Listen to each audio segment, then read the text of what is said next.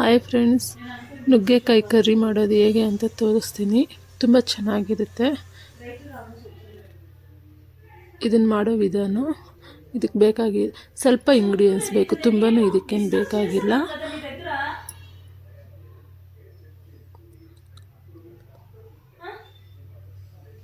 ಇದು ಎಲ್ಲದಕ್ಕೂ ಚೆನ್ನಾಗಿರುತ್ತೆ. ಬಿಸಿ ಬಿಸಿ ಅನ್ನಕ್ಕೆ ಮುದ್ದೆ ಸೈಡ್ ಡಿಶ್ಗೆ ಚೆನ್ನಾಗಿರುತ್ತೆ, ಹಂಗೇನೂ ತಿನ್ಬೋದು.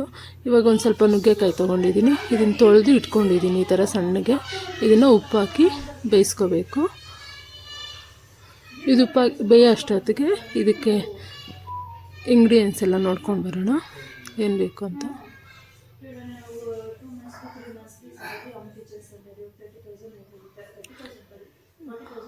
ಇವಾಗ ಒಂದು ಜಾಸ್ತಿ ತಗೊಂಡು ಒಂದು ಅರ್ಧ ಕಪ್ಪು ಕಡಲೆ ಬೀಜ ಹುರಿದಿರೋದು ಹಾಕ್ಕೋಬೇಕು.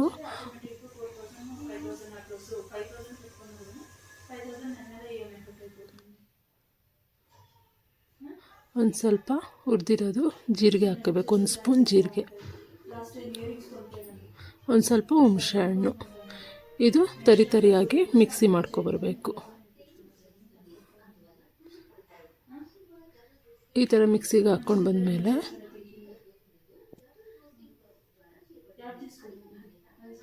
ಇದನ್ನು ಮಾಡೋದು ಹೇಗಂತ ನೋಡೋಣ. ಫಸ್ಟ್ ಸ್ಟವ್ ಹಚ್ಚಿ ಒಂದು ಬಾಣಲಿ ಇಡಬೇಕು. ಬಾಣಲಿ ಬಿಸಿ ಆದಮೇಲೆ ಎರಡು ಟೇಬಲ್ ಸ್ಪೂನ್ ಎಣ್ಣೆ ಹಾಕ್ಕೋಬೇಕು.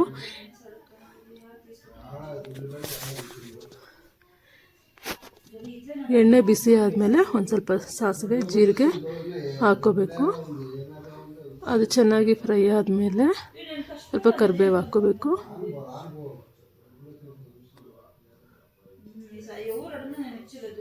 ಕರಿಬೇವು ಹಾಕ್ಕೊಂಡ್ಮೇಲೆ ಒಂದು ಗಡ್ಡೆ ಈರುಳ್ಳಿ ಹಾಕ್ಕೋಬೇಕು, ಸಣ್ಣಗೆ ಕಟ್ ಮಾಡಿಕೊಂಡು.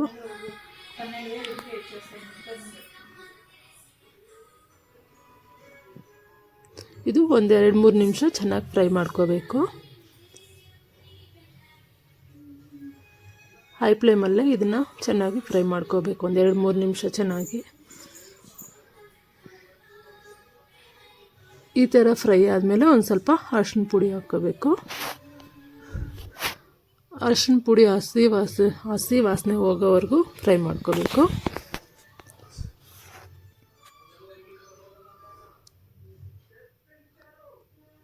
ಇದು ಫ್ರೈ ಆದಮೇಲೆ ಒಂದು ಸ್ಪೂನು ಖಾರದ ಪುಡಿ ಹಾಕ್ಕೋಬೇಕು.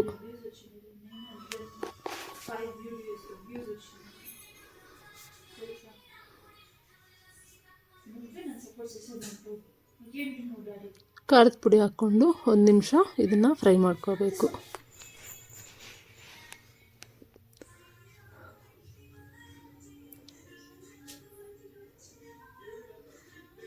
ಇದು ಫ್ರೈ ಆದಮೇಲೆ ಒಂದು ಸ್ಪೂನು ಧನಿಯಾ ಪೌಡ್ರ್ ಹಾಕ್ಕೋಬೇಕು.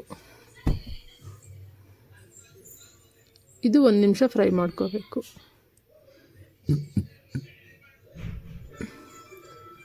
ಇದು ಫ್ರೈ ಆದಮೇಲೆ ಇವಾಗ ಬೇಯಿಸಿಟ್ಕೊಂಡಿರೋ ನುಗ್ಗೆಕಾಯಿ ನೀರು ಸಮೇತ ಹಾಕ್ಕೋಬೇಕು. ನೀರು ಜಾಸ್ತಿ ಇದ್ದರೆ ಸ್ವಲ್ಪ ತೆಗ್ದಿಕ್ಕೋಬೇಕು.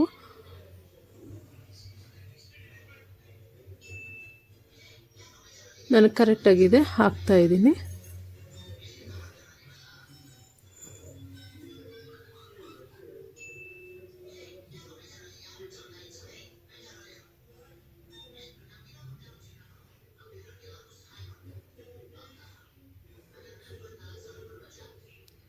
ಇದನ್ನು ಎಲ್ಲ ಚೆನ್ನಾಗಿ ಮಿಕ್ಸ್ ಮಾಡ್ಕೋಬೇಕು.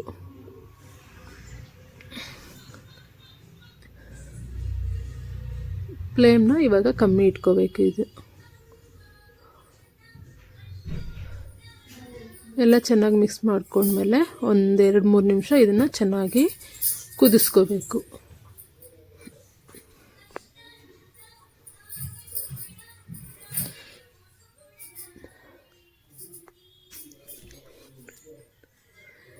ಇದು ಚೆನ್ನಾಗಿ ಫ್ರೈ ಆದಮೇಲೆ ಇವಾಗ ಮಿಕ್ಸಿಗೆ ಹಾಕ್ಕೊಂಡಿದ್ದೀವಲ್ಲ ಅದನ್ನು ಇದರಲ್ಲಿ ಸೇರಿಸ್ಕೋಬೇಕು.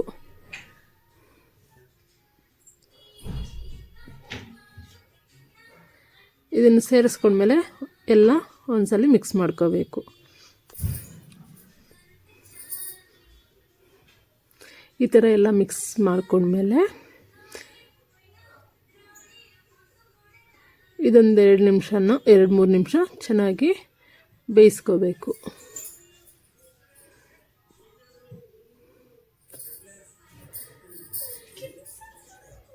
ತುಂಬ ನೀರು ಹಾಕ್ಕೋಬಾರ್ದು, ತುಂಬ ಗಟ್ಟಿಯಾಗೂ ಇರಬಾರ್ದು, ತುಂಬ ತೆಳ್ಳಗೂ ಇರಬಾರ್ದು. ತೆಳ್ಳಗಿದ್ರೆ ಸ್ವಲ್ಪ ಇದು ಗಟ್ಟಿ ಆಗುತ್ತೆ ಕುದೀತಾ, ಯಾಕಂದರೆ ಇದು ಕಡಲೆ ಬೀಜ ಹಾಕಿದ್ದೀವಲ್ಲ, ಅದು ನೀರೆಲ್ಲ ಹೀರ್ಕೊಳ್ಳುತ್ತೆ. ಸರಿ ಹೋಗುತ್ತೆ ಇವಾಗ ಒಂದು ಸ್ವಲ್ಪ ಗರಂ ಮಸಾಲ ಹಾಕೋಬೇಕು. ಒಂದು ಅರ್ಧ 1/4 ಟೀ ಸ್ಪೂನಷ್ಟು ಗರಂ ಮಸಾಲೆ ಹಾಕ್ಕೋಬೇಕು.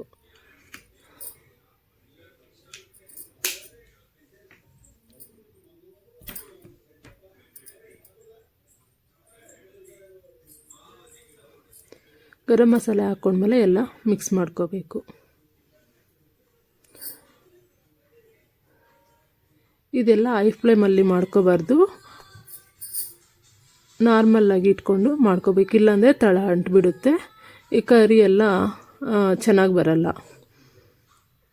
ಕಡಲೆ ಬೀಜ ಹಾಕಿರೋದ್ರಿಂದ ಇದು ತಳ ಅಂಟೋ ಚಾನ್ಸ್ ತುಂಬ ಇರುತ್ತೆ, ಅದಕ್ಕೆ ನೋಡಿಕೊಂಡು ಹುಷಾರಾಗಿ ಮಾಡ್ಕೋಬೇಕು. ಇವಾಗ ಇದು ರೆಡಿ ಆಗಿದೆ, ಎಣ್ಣೆ ಬಿಟ್ಕೊಂಡಿದೆ. ಇವಾಗ ಸ್ವಲ್ಪ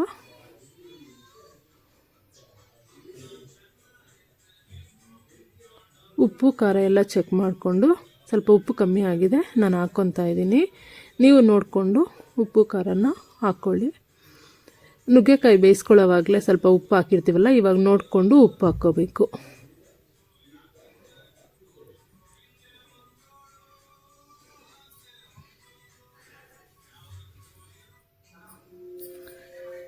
ಫೈನಲಲ್ಲಿ ಇವಾಗ ಸ್ವಲ್ಪ ಕೊತ್ತಂಬರಿ ಹಾಕ್ಕೋಬೇಕು. ನೀವು ಮನೇಲಿ ಒಂದ್ಸಲ ಟ್ರೈ ಮಾಡಿ, ತುಂಬ ಚೆನ್ನಾಗಿರುತ್ತೆ. ಸೈಡ್ ಡಿಶ್ಗೆಲ್ಲ ಇದು ತುಂಬ ಚೆನ್ನಾಗಿರುತ್ತೆ. ಇಷ್ಟವರೆಗೂ ನಾನು ವಿಡಿಯೋ ನೋಡಿದ್ದಕ್ಕೆ ತುಂಬ ಥ್ಯಾಂಕ್ಸ್. ಲೈಕ್ ಮಾಡಿ, ಶೇರ್ ಮಾಡಿ, ಕಮೆಂಟ್ ಮಾಡಿ. ನೆಕ್ಸ್ಟ್ ವಿಡಿಯೋದಲ್ಲಿ ಸಿಗೋಣ. ಬಾಯ್.